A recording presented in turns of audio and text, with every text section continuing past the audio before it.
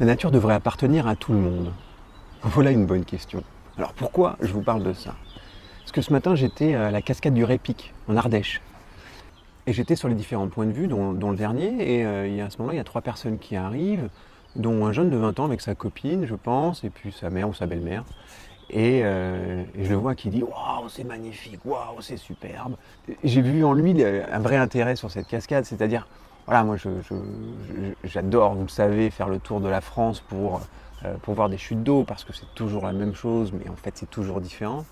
Et il y avait ce jeune qui était là, qui vraisemblablement n'en avait pas vu beaucoup, et qui était très impressionné. Alors on commence à discuter, il voit mon t-shirt et je commence à lui dire, je fais, ouais, vous savez, moi je suis un peu frustré parce qu'il n'y a que 2 endroits en fait. Je dis voilà, ici c'est un site qui est privé et donc ils ont très bien aménagé, mais on n'a pas le droit de descendre à côté du cours d'eau, aller s'approcher de la cascade pour des raisons de sécurité. Et je lui dis voilà, moi je suis un peu frustré parce que pour moi une cascade c'est la nature et donc c'est la liberté totale. Et c'est le fait aussi de pouvoir faire ce que je veux, de pouvoir faire les points de vue que je veux pour faire les photos que je veux.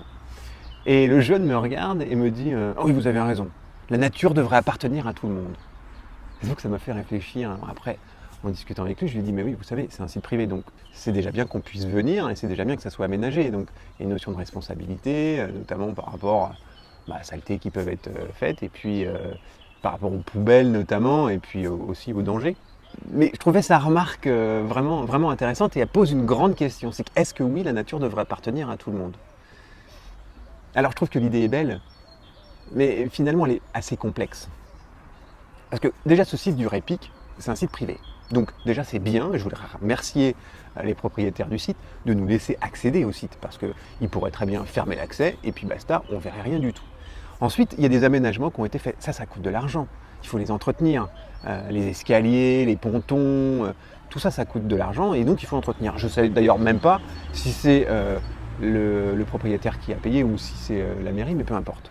Mais après aussi, c'est que pourquoi il y a ces aménagements et pourquoi il y a ces panneaux? Parce qu'il y a même un panneau marqué 135 € d'amende si vous respectez pas la règle. Mais en fait, je pense que c'est parce que le site du Répic, c'est une des plus belles cascades de France. Il doit y avoir énormément de monde qui viennent. Et malheureusement, qui dit quantité de personnes dit 1, propreté, et 2, sécurisation. Donc au niveau de la propreté, c'est vrai que je ne vous cache pas que des fois je me retrouve dans des sites où c'est tout crado quoi. Je retrouve des canettes de bière, je retrouve des plastiques, et les gens ne font pas attention. Alors après vous allez me dire, sur un site comme ça, mieux vaut mettre des poubelles, mais la question de mettre une poubelle, ça veut dire qu'il faut les vider. Donc ça veut dire qu'il faut que régulièrement quelqu'un vienne ramasser ces poubelles pour les changer. Et puis quand les poubelles sont pleines, les gens posent à côté, il suffit qu'il y ait un peu de vent. Enfin, vous connaissez bien l'histoire. Et donc la difficulté, elle se retrouve, si je mets une poubelle, il va falloir que je fasse ça coûte de l'argent. De la même manière, je sécurise, ça va coûter de l'argent. Donc un site qui est populaire, il faut à un moment ou un autre le structurer. Et puis, il y a la notion de danger aussi. On est sur une propriété privée, et donc s'il y a un accident, quelqu'un qui glisse, qui se fait mal, quelle est la responsabilité, l'assurance? Les gens pourraient dire c'était pas sécurisé, enfin, toutes ces choses-là qui font que faut trouver le juste milieu qui va bien. Et donc finalement, la cascade du Répic, c'est gratuit déjà. Et puis c'est sécurisé, ça nous permet quand même de voir la cascade. Alors moi je suis frustré, peut-être que la majorité des gens ne le sont pas, c'est aussi parce que j'en ai vu beaucoup des cascades, mais déjà on a la chance de pouvoir la voir. Ça me fait penser à Gimel-les-Cascades en Corrèze, c'est un petit village où il y a 3 cascades qui sont sur un domaine privé, et l'entrée est payante. Je crois que c'est 6 €, la dernière fois que j'y suis allé, c'était environ 6 €.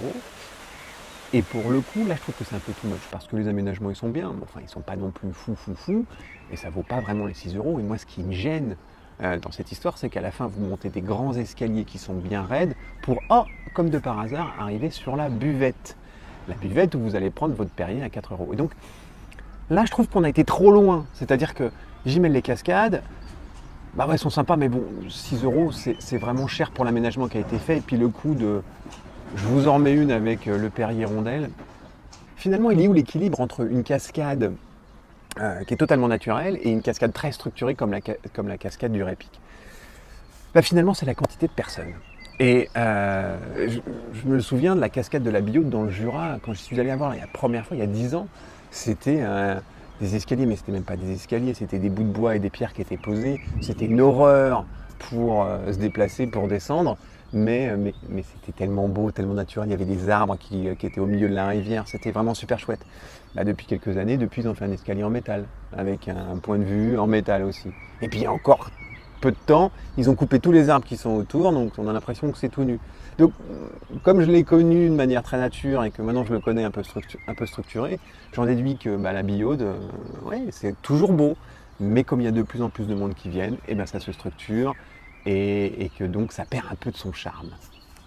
Mais sur cette notion de structurer, je vous ai parlé des poubelles, mais je pense qu'il y a aussi le danger. Je pense que les gens ne se rendent pas compte du danger. La nature, elle est dangereuse. Mais c'est vrai, c'est-à-dire que oui, vous allez me dire, c'est juste une chute d'eau. Ouais, mais des fois, il faut marcher pendant une demi-heure. Combien de personnes j'ai vu marcher en tongs? Des gens au cirque de Gavarnie qui marchent en tongs alors qu'il y a un orage qui arrive et qui ne se rendent pas compte qu'en l'espace de 10 minutes, ils vont être trempés, que la température va baisser de 10 degrés, qu'ils vont être perdus, qu'ils vont glisser, qu'ils vont se faire mal. Enfin, juste des trucs impensables avec des enfants en plus. Donc, des fois, je me dis, bah oui, forcément, on est obligé de structurer. J'ai eu la chance d'aller sur l'île de la Réunion, qui est un endroit qui est sublime. Au-delà des cascades, vous avez des vagues qui sont d'une violence extrême. Il y a le volcan, le piton de la Fournaise, qui d'ailleurs, il y a encore 15 jours, il était en éruption. La nature prend toutes ses marques. Il y a une route qui est dévastée tous les ans par le volcan. Ça bouge dans tous les sens. C'est une île. On vit chez la nature et pas l'inverse. La nature, elle est violente et il faut y faire attention. Et aller voir des cascades, c'est parfois dangereux. Donc il faut juste avoir des bonnes chaussures et faire attention à soi. Faire attention à ses enfants quand on y va avec des enfants. Et à la cascade de la Roucolle, si un jour vous y allez, c'est dans le Puy-de-Dôme à côté de Thiézac. Il y a un ponton pour la voir. Et il y a un petit panneau où il y a marqué faites attention à vos enfants puisque un petit garçon, je ne me souviens plus de son prénom, qui avait 4 ou 5 ans, a glissé dans un trou, il est tombé, il est mort. Donc, et c'est pas la première fois que je le vois. Donc oui, c'est dangereux. Aller voir des cascades, c'est dangereux. Et finalement, la cascade du Répic, elle perd un peu de son charme, elle est magnifique, mais elle perd un peu de son charme parce qu'il y a eu beaucoup de monde et parce qu'il faut que ça soit propre et sécurisé. Et donc finalement, repensant à ce qu'a dit ce jeune, il n'y a pas de solution en fait. On ne peut pas se dire il faut que la nature appartienne à tout le monde et que ça devrait être libre d'accès. Parce qu'à partir du moment où il y a du monde qui vient, il faut le sécuriser. Donc voilà, c'était juste un sentiment par rapport à ce qu'il m'a dit, ça m'a un peu ému ce qu'il a dit et j'étais content de le voir aussi admiratif devant le l'eau qui coule, un peu comme moi.